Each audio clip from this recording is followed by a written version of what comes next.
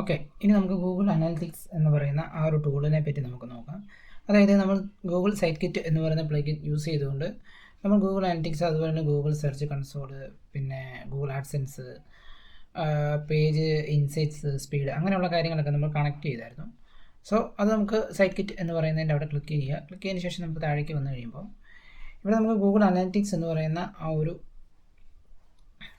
ടൂളിൻ്റെ, അതായത് ഗൂഗിളിൽ തന്നെ ഇമ്പോർട്ടൻ്റ് ആയിട്ടുള്ള ആ ഒരു ടൂളിൻ്റെ നമുക്കിവിടെ കാണാൻ പറ്റും. അതായത് ഓൾ വിസിറ്റേഴ്സ് എന്ന് പറയുന്ന 2 വിസിറ്റേഴ്സ് കാണിക്കുന്നുണ്ട്. അതായത് നമുക്ക് 2 വിസിറ്റേഴ്സാണ് നമ്മുടെ ആ ഒരു ട്രാഫിക്കായിട്ട് നമുക്ക് വന്നിരിക്കുന്നത്. ലാസ്റ്റ് 28 ഡേയ്സിലെയാണ് നമുക്ക് ഈ കാണിച്ചേക്കുന്നത്. ഓക്കെ, അപ്പോൾ നമുക്ക് അവിടെ നിന്ന് നമുക്ക് കാണുമ്പോൾ ലാസ്റ്റ് 28 ഡേയ്സ് ആ ഒരു റിസൾട്ട് 2. സോ നമ്മൾ ഇവിടെ ക്ലിക്ക് ചെയ്ത് കഴിയുമ്പം അതിൻ്റെ ആ ഒരു കംപ്ലീറ്റ് അനാലിറ്റിക്സിലേക്ക് പോകും. ഇപ്പോൾ നമ്മൾ വേർഡ്പ്രസ്സിൻ്റെ ആ ഒരു വിൻഡോയിൽ നിന്നുകൊണ്ടാണ് നമ്മളിപ്പോൾ ഇത് കണ്ടത്. സോ അനാലിറ്റിക്സ് ക്ലിക്ക് ചെയ്ത് കഴിയുമ്പോൾ നമുക്ക് അതിലേക്ക് റീഡയറക്റ്റ് ആവും.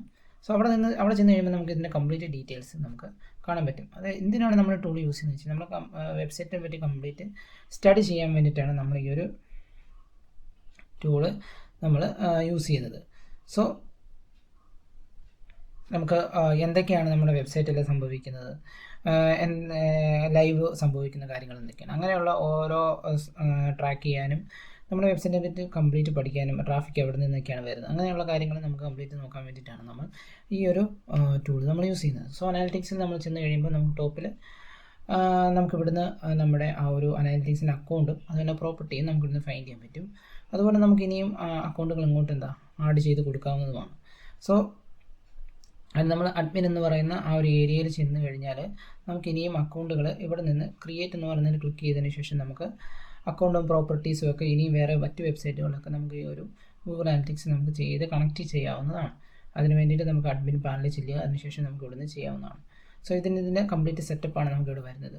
സോ നമുക്ക് ജസ്റ്റ് ഇതിൻ്റെ എല്ലാ കാര്യങ്ങളും നമുക്കൊന്ന് പറഞ്ഞു പോകാം. സോ അതിൽ ക്ലിക്ക് ചെയ്ത് കഴിയുമ്പോൾ നമുക്കിവിടെ ഞാനിതിൻ്റെ ഹോമിലാണ് ക്ലിക്ക് ചെയ്തിരിക്കുന്നത്. അപ്പം ഹോം പേജാണ് ഇനിയിപ്പോൾ ഇവിടെ കാണിക്കുന്നത്. സോ ഇവിടെ നമുക്ക് യൂസേഴ്സ് 2, ഇവൻറ്റ് കൗണ്ട് 2, അതുപോലെ തന്നെ ന്യൂ യൂസേഴ്സ് എന്ന് പറഞ്ഞ 2, അങ്ങനെയൊക്കെ നമുക്കിവിടെ കാണിക്കുന്നുണ്ട്. സോ 2 യൂസേഴ്സ് ഉണ്ടായിരുന്നു, അതായത് ലാസ്റ്റ് 7 ഡേയ്സിൽ 2 യൂസേഴ്സ്. ഇവൻറ്റ് കൗണ്ട് എന്ന് പറഞ്ഞു കഴിഞ്ഞാൽ ഡീഫോൾട്ടായിട്ട് കുറച്ച് കൗണ്ടുകൾ നമുക്കിവിടെ സെറ്റ് ചെയ്ത് വരും. ആ കൗണ്ട്സാണ് നമുക്കിവിടെ കാണിക്കുന്നത്. അതായത് ചിലപ്പോൾ പേജ് വ്യൂ എന്ന് പറഞ്ഞൊരു ഇവൻ്റ് ആയിരിക്കാം, അല്ലെങ്കിൽ എന്തെങ്കിലും ക്ലിക്ക് വരുന്നൊരു ഇവൻ്റ് ആയിരിക്കാം. അങ്ങനെയുള്ള ഇവൻറ്റുകളൊക്കെ ഡീഫോൾട്ട് നമുക്ക് എന്താണ് ഈ ഒരു ഗൂഗിൾ അനാലിറ്റിക്സിലുണ്ട്. അതുമാത്രമല്ല നമുക്ക് ഇവൻറ്റ് സെറ്റപ്പ് ചെയ്യാനും പറ്റും. നമുക്ക് ഏതെങ്കിലും കാര്യങ്ങൾ ഇവൻറ്റ് അല്ലെങ്കിൽ കൺവേഷൻസ് എന്തെങ്കിലുമൊക്കെ നമുക്ക് ട്രാക്ക് ചെയ്യണമെന്നുണ്ടെങ്കിൽ നമുക്കത് ട്രാക്ക് ചെയ്യാം. നമുക്കത് ഗൂഗിൾ ടാഗ് മാനേജർ യൂസ് ചെയ്തുകൊണ്ട് നമുക്ക് അത് വളരെ ഈസി ആയിട്ട് ചെയ്യാവുന്നതാണ്. സോ അതെങ്ങനെയാണ് ചെയ്യേണ്ടത്? ഗൂഗിൾ ടാഗ് മാനേജർ എന്ന് പറയുന്നതിന് വേണ്ടി തന്നെ സെപ്പറേറ്റ് നമ്മളൊരു കോഴ്സ് ബിൽഡ് ചെയ്യുന്നുണ്ട്. സോ അതിൽ നമുക്ക് ഡീറ്റെയിൽസ് ആയിട്ട് പഠിക്കാം. സോ അപ്പം ഇതാണ് ഇതിനകത്ത് വരുന്ന ഹോം പേജിൽ വരുന്നത്. ജസ്റ്റ് നമ്മൾ സ്ക്രോൾ ചെയ്ത് കഴിയുമ്പോൾ നമുക്ക് ഇവിടുന്ന് ഏതൊക്കെ പേജസ് ആണ് വിസിറ്റ് ചെയ്തിരിക്കുന്നത്, ആ പേജിൻ്റെ ടൈറ്റിൽ, അതുപോലെ തന്നെ ഡിസ്ക്രിപ്ഷൻ, മെറ്റാ ടൈറ്റിൽ, മെറ്റാ ഡിസ്ക്രിപ്ഷനൊക്കെ നമുക്ക് ഇവിടെ കാണിച്ചു തരും. ഇനി എവിടെ നിന്നാണ് ഇന്ത്യയിൽ നിന്നും അത് യുണൈറ്റഡ് സ്റ്റേറ്റ്സിൽ നിന്നൊക്കെ എന്താണ് നമുക്ക് വിസിറ്റ് വന്നിട്ടുണ്ട്. സോ ഡയറക്റ്റ് ആയിട്ടാണ് വിസിറ്റ് വന്നിരിക്കുന്നത്. അതായത് ഇതൊരു ഫ്രഷ് വെബ്സൈറ്റ് ആയതുകൊണ്ട് തന്നെ ഡേറ്റ വളരെയധികം കുറവാണ്. സോ അതേസമയം നമുക്കൊരു ലൈവുള്ള ഒരുപാട് നാളായ വെബ്സൈറ്റ് ആണെങ്കിൽ ഇതിന് കൂടുതൽ ഡേറ്റാസ് നിങ്ങൾക്ക് പഠിക്കാനായിട്ട് കിട്ടുമെന്നുള്ളതാണ് ഇതുമായിട്ടുള്ള ഒരു ഡിഫറൻറ്റ് എന്ന് പറയുന്നത്. സോ ഞാൻ റിപ്പോർട്ട്സിൽ ക്ലിക്ക് ചെയ്ത് കഴിയുമ്പോൾ നമുക്ക് ഇതിൻ്റെ റിപ്പോർട്ട്സുകൾ നമുക്ക് ഇവിടുന്ന് ജനറേറ്റ് അല്ലെങ്കിൽ നമുക്ക് ഇവിടുന്ന് കാണാൻ പറ്റും.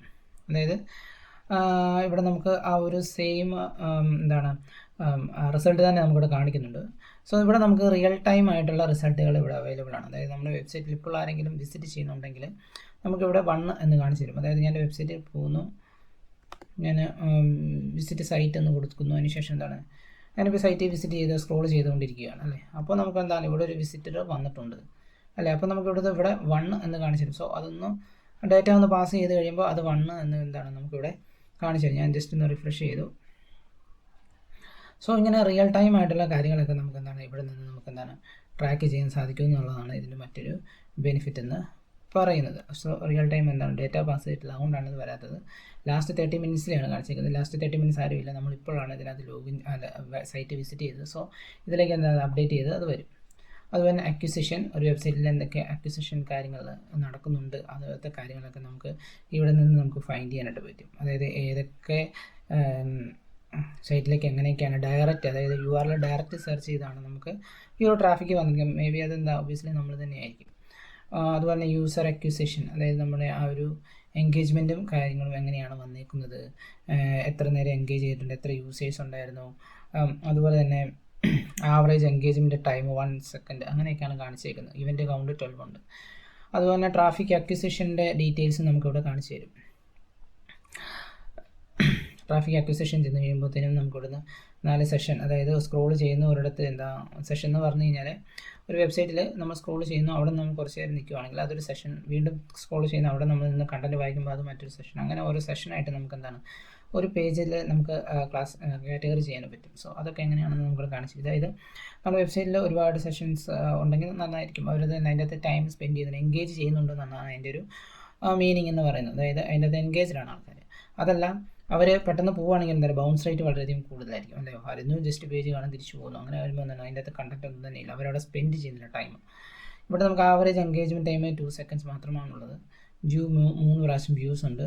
അങ്ങനെയുള്ള ഡീറ്റെയിൽസ് എല്ലാം നമുക്കിവിടെ വരുന്നുണ്ട്. പിന്നെ അതിൻ്റെ പേജ് വ്യൂസ്, ഫസ്റ്റ് ഇതാണ് ഞാൻ പറഞ്ഞ ഡീഫോൾട്ടായിട്ട് വന്നിരിക്കുന്ന ആ ഒരു കുറച്ച് ഇവൻറ്റ്സ് എന്ന് പറയുന്നത്. Session start, page view, first visit, scroll, user management, അങ്ങനെയുള്ള ഒരുപാട് ഇവൻറ്റ്സുകളുണ്ട്. നമുക്ക് എന്താണ് ഇനി ഇവൻറ്റ്സ് നമുക്ക് ബിൽഡ് ചെയ്ത് വെക്കാം. അതുപോലെ തന്നെ നമുക്ക് കൺവേർഷൻസ് സെറ്റപ്പ് ചെയ്യാം. അതൊക്കെ ഞാൻ പറഞ്ഞ ഗൂഗിൾ ടാഗ് മാനേജർ യൂസ് ചെയ്തുകൊണ്ട് നമുക്ക് എന്താണ് ചെയ്യാനും സാധിക്കും. സോ ഇതാണ് സെഷൻ സ്റ്റാർട്ട്, അതുപോലുള്ളതൊക്കെ നമുക്ക് എന്താണ് ഇവിടെ നമുക്ക് കാണാൻ പറ്റും. അതിൻ്റെ കൺവേർഷൻസ് എന്തൊക്കെയാണ്, എന്തെങ്കിലും ക്ലിക്ക് ചെയ്യുക അല്ലെങ്കിൽ ഫോം ഫില്ല് ചെയ്തുകൊണ്ടുള്ള കൺവേർഷൻസ്, അങ്ങനെയുള്ള കാര്യങ്ങളൊക്കെ നമുക്ക് സെറ്റപ്പ് ചെയ്യണമെന്നുണ്ടെങ്കിൽ അതൊക്കെ നമുക്ക് ഒന്ന് കൺവേർഷൻസ് ഇവിടെ നമ്മളൊന്നും സെറ്റപ്പ് ചെയ്തിട്ടില്ല. സോ ഇതൊക്കെ എന്താണ് ഗൂഗിൾ അനലിറ്റിക്സിൻ്റെ ഒരു ഇമ്പോർട്ടൻ്റ് ആയിട്ടുള്ള ഒരു കാര്യമാണ്. സോ ഇതൊക്കെ എങ്ങനെയാണ് ഡീറ്റെയിൽ ആയിട്ട് നമുക്ക് ചെയ്യുന്നുള്ളത്, നമുക്ക് ഇതിനു വേണ്ടി വേറെ കോഴ്സ് ഗൂഗിൾ അനലിറ്റിക്സ് തന്നെ ഒരുപാട് പഠിക്കാനായിട്ടുള്ള കാര്യങ്ങൾ. സോ അതിനു വേണ്ടി തന്നെ നമുക്കൊരു നല്ലൊരു കോഴ്സ് ബിൽഡ് ചെയ്ത് അതിൽ നിന്ന് നമുക്ക് കൂടുതൽ കാര്യങ്ങൾ പഠിക്കണം. സോ അപ്പം ഇതിനകത്ത് ഒരുപാട് ടൈം സ്പെൻഡ് ചെയ്ത് നമുക്ക് എന്തായാലും പഠിക്കണം. അതായത് നിങ്ങൾ ലാൻഡിംഗ് പേജ് ക്രിയേറ്റ് ചെയ്യുന്നു അല്ലെങ്കിൽ ബിൽഡ് ചെയ്യുമ്പോൾ ആ ലാൻഡിംഗ് പേജ് എന്തൊക്കെയാണ് അതിൻ്റെ കാര്യങ്ങൾ നടക്കുന്നത്, അതിൻ്റെ അപ്പോൾ നിങ്ങൾക്ക് എന്താണ് ആ പേജ് അതിൻ്റെ എൻഗേജ്മെൻറ്റ് ഒക്കെ നമുക്ക് എന്താണ് ഈ ഓവർവ്യൂവിലൊക്കെ നിങ്ങൾക്ക് കാണിച്ചു തരും. സോ അവിടെ നിന്നും ആ ലാൻഡിംഗ് പേജിൻ്റെ ഒരവസ്ഥ, ആ ലാൻഡിംഗ് പേജ് ഇനിയും കൂടുതൽ ഇമ്പ്രൂവ് ചെയ്യണം, എന്തൊക്കെയാണ് സംഭവിക്കുന്നത്, അങ്ങനെയുള്ള കാര്യങ്ങളൊക്കെ നിങ്ങൾക്ക് എന്താ അവിടെ നിന്ന് മനസ്സിലാക്കാൻ പറ്റും എന്നുള്ളതാണ് ഇതിൻ്റെ ഇമ്പോർട്ടൻറ്റ്. സോ ഇവിടെ നമുക്കിപ്പോൾ കാണിക്കുന്ന പേജ് പാത്ത്, അതായത് ഈ ഒരു സ്ലാഷാണ് വന്നിരിക്കുന്നത്, ഹോം പേജിൻ്റെയാണ് അങ്ങനെ വന്നിരിക്കുന്നത്.